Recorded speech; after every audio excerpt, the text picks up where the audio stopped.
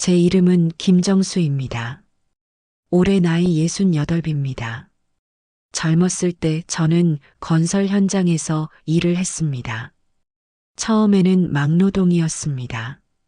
벽돌을 나르고 시멘트를 나르고 비 오는 날에도 일을 했습니다.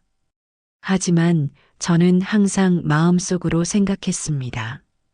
언젠가는 내 집 하나는 가져야지. 그래서 돈을 아꼈습니다. 술도 거의 마시지 않았습니다. 담배도 끊었습니다. 그렇게 10년을 모은 돈으로 작은 땅을 하나 샀습니다. 경기도 외곽에 있는 작은 땅이었습니다. 사람들은 말했습니다. 거기 아무것도 없는 땅이야. 왜 그런 걸 샀어? 하지만 저는 왠지 모르게 그 땅이 마음에 들었습니다. 그리고 몇 년 뒤 그 주변에 공장이 하나 둘 생기기 시작했습니다. 그때부터 땅값이 오르기 시작했습니다. 하지만 저는 그 땅을 팔지 않았습니다. 왜냐하면 그때 이미 아들이 태어났기 때문입니다. 제 아들, 김민호. 아들은 제 인생의 전부였습니다. 민호가 초등학교에 들어가던 날이 지금도 기억납니다. 아들은 제 손을 꼭 잡고 말했습니다. 아빠, 나 공부 열심히 할게. 그 말을 듣고 저는 눈물이 날 뻔했습니다. 그래서 더 열심히 일했습니다. 아들이 대학에 가는 날, 저는 평생 모은 돈을 등록금으로 냈습니다. 그날 아들이 말했습니다. 아버지, 나중에 꼭 효도할게요. 그 말을 들으면서 저는 정말 행복했습니다. 하지만 사람의 마음이라는 건 시간이 지나면 변하기도 하나 봅니다. 아들이 결혼한 뒤부터였습니다. 며느리가 우리 집에 들어온 날, 처음에는 정말 예의 바른 사람이었습니다. 아버님, 잘 부탁드립니다. 저는 그 말이 참 고마웠습니다. 그래서 결혼할 때 제가 가진 돈 대부분을 보태 집을 마련해 주었습니다. 그 집이 바로 제가 쫓겨난 집입니다. 며느리는 처음 몇 달 동안은 정말 잘했습니다. 하지만 시간이 지나자 조금씩 태도가 달라졌습니다. 어느 날 식탁에서였습니다. 며느리가 말했습니다. 아버님, 요즘 세상에 시부모랑 같이 사는 집 거의 없어요. 저는 웃으면서 말했습니다. 그래도 같이 사는 게 가족이지. 하지만 며느리는 웃지 않았습니다. 그날 이후 집안 분위기가 조금씩 달라졌습니다. 아들이 회사에서 늦게 들어오던 날, 며느리는 저에게 말했습니다. 아버님, 생활비는 따로 쓰세요. 저는 조금 당황했습니다. 생활비라니? 식비랑 관리비요. 저는 말없이 지갑을 꺼냈습니다. 그날 이후 저는 매달 생활비를 냈습니다. 하지만 그것으로 끝나지 않았습니다. 어느 날이었습니다. 제가 거실에서 TV를 보고 있는데 며느리가 친구와 전화 통화를 하고 있었습니다. 우리 집 시아버지 아직도 같이 살아. 요즘 세상에 그런 집이 어디 있어. 저는 아무 말도 하지 않았습니다. 하지만 마음이 조금 아팠습니다.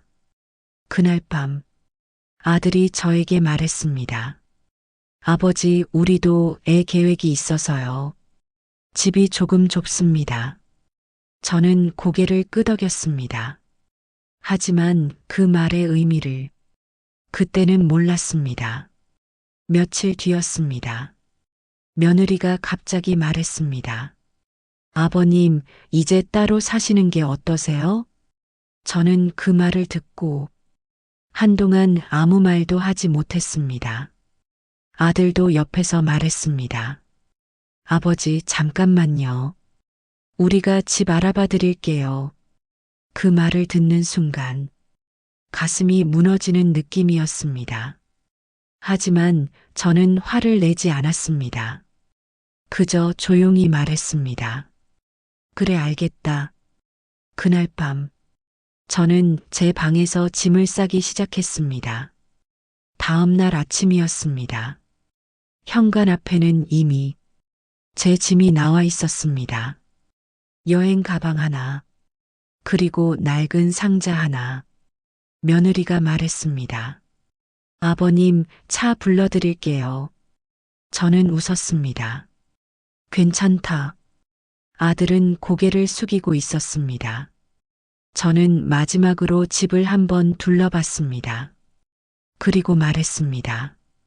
민호야, 잘 살아라. 그렇게 저는 30년 살던 집을 떠났습니다. 하지만 그들은 몰랐습니다. 그 집의 진짜 주인이 누군지 말입니다. 제가 도착한 곳은 지하철역 근처의 작은 원룸이었습니다. 보증금 300만 원, 월세 30만 원, 아들이 알아봐준 집이었습니다. 방은 정말 작았습니다.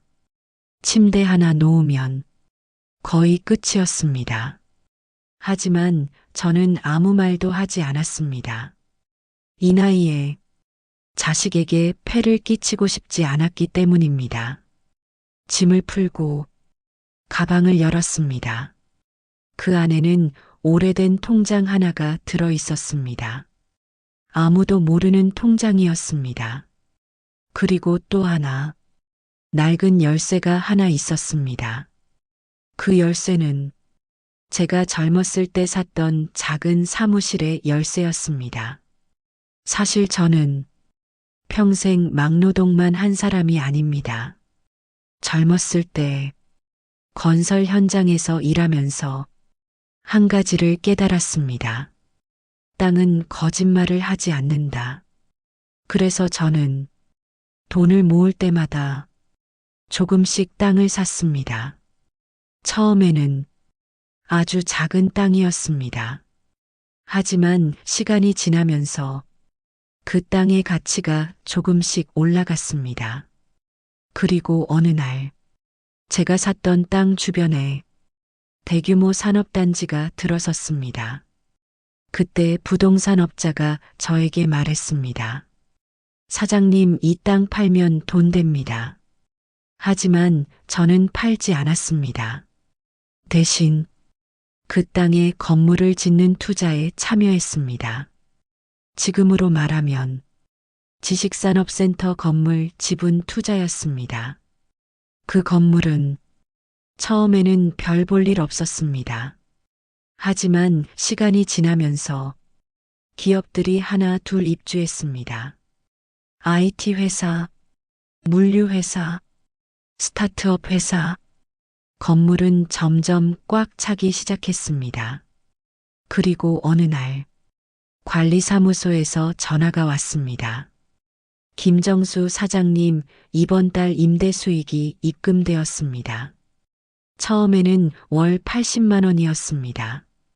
그리고 몇 년 뒤 150만 원, 200만 원, 지금은 월 450만 원이 들어옵니다. 하지만 저는 그 사실을 가족에게 말하지 않았습니다. 왜냐하면 돈 이야기가 나오면 사람이 변하는 걸 너무 많이 봤기 때문입니다. 제가 원룸에 온 지 일주일이 지났습니다. 그날 밤 전화가 울렸습니다. 아들이었습니다. 아버지, 잘 지내세요? 저는 웃었습니다. 그래, 괜찮다. 아들은 잠시 말을 멈췄습니다. 그리고 말했습니다. 아버지, 생활비는 괜찮으세요? 저는 말했습니다. 걱정하지 마라. 하지만 그 말 뒤에 아들의 진짜 목적이 있었습니다. 아버지, 혹시 그 집 등기? 저는 아무 말도 하지 않았습니다. 아들은 말을 이어갔습니다. 부동산에서 이상한 얘기를 해서요. 며칠 전 일이었습니다. 아들과 며느리는 은행 대출을 받기 위해 부동산 사무실에 갔습니다. 집을 담보로 대출을 받으려고 했던 것입니다. 직원이 말했습니다. 등기부등본 확인하겠습니다. 컴퓨터 화면을 보던 직원이 갑자기 고개를 갸웃했습니다. 아들이 물었습니다. 왜 그러세요? 직원이 말했습니다. 이 집 소유자가 김정수님입니다. 아들은 웃었습니다. 그건 제 아버지 이름인데요. 직원이 말했습니다. 네, 맞습니다. 그래서 집 주인이 아버님이십니다. 그 순간 아들의 얼굴이 완전히 굳어버렸습니다. 아들은 급히 집에 돌아와 며느리에게 말했습니다. 여보, 큰일 났어. 이 집 아버지 집이래. 며느리는 믿지 않았습니다. 말도 안 돼. 우리가 산 집이잖아. 하지만 등기부등본을 확인하자 모든 것이 드러났습니다. 진명이 김정수, 즉, 제 이름이었습니다. 사실 그 집은 제가 젊었을 때 제 명의로 사둔 집이었습니다. 아들이 결혼할 때 그냥 살라고 내어준 집이었을 뿐입니다. 그날 밤 아들과 며느리가 제 원룸을 찾아왔습니다. 문을 두드리는 소리가 들렸습니다. 아버지, 문을 열자 아들이 서 있었습니다. 며느리는 고개도 들지 못했습니다. 아들이 말했습니다. 아버지, 우리가 잘못했습니다. 저는 조용히 말했습니다. 무슨 잘못? 아들은 눈물을 흘리기 시작했습니다. 아버지 집에서 아버지를 쫓아냈습니다. 저는 한참 동안 아들을 바라봤습니다. 그리고 말했습니다. 이제 알았냐? 아들은 계속 울었습니다. 아버지 집 다시 들어오세요. 하지만 저는 고개를 저었습니다. 괜찮다. 며느리가 처음으로 입을 열었습니다. 아버님, 정말 죄송합니다. 저는 잠시 생각했습니다. 그리고 말했습니다. 민호야, 그 집은 계속 살아라. 아들은 놀랐습니다. 정말요? 저는 말했습니다. 하지만 한 가지는 기억해라. 사람은 돈 때문에 버려지는 게 아니다. 사람이 사람을 버리는 순간 그 관계는 끝나는 거다. 아들은 아무 말도 하지 못했습니다. 며칠 뒤였습니다. 아들이 다시 저를 찾아왔습니다. 이번에는 부동산 서류를 들고 왔습니다. 아버지, 이건 뭐예요? 서류에는 이렇게 적혀 있었습니다. 지식산업센터 건물 지분. 아들은 놀란 눈으로 저를 봤습니다. 아버지, 건물 주세요? 저는 웃었습니다. 뭐 조금 있다. 아들은 믿지 못했습니다. 얼마나요? 저는 조용히 말했습니다. 세 채. 그 순간 아들의 얼굴이 완전히 굳어버렸습니다. 사람은 가끔 가장 가까운 사람에게 가장 큰 상처를 받습니다. 하지만 저는 깨달았습니다. 돈보다 중요한 것은 사람의 마음이라는 것을요. 지금도 저는 작은 원룸에서 살고 있습니다.